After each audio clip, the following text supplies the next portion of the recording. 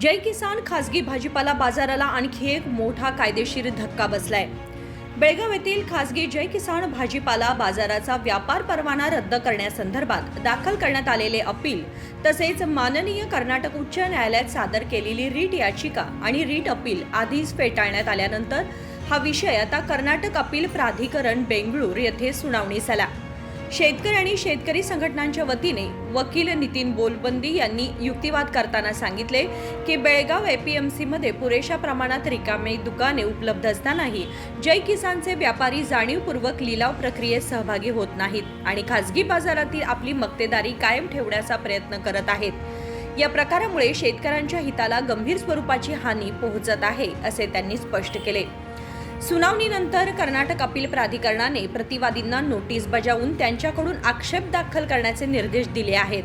तसेच अपील दाखल करणाऱ्या जय किसान संस्थेला कोणतीही अंतरिम स्थगिती देण्यास प्राधिकरणाने नकार दिला आहे। त्यामुळे व्यापार परवाना रद्द करण्याचा आदेश कायम राहून तो अंमलात राहणार आहे।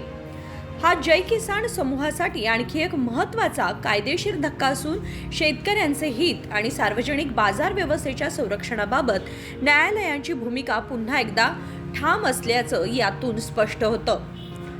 Bureau report KMM Marathi, Belgaum.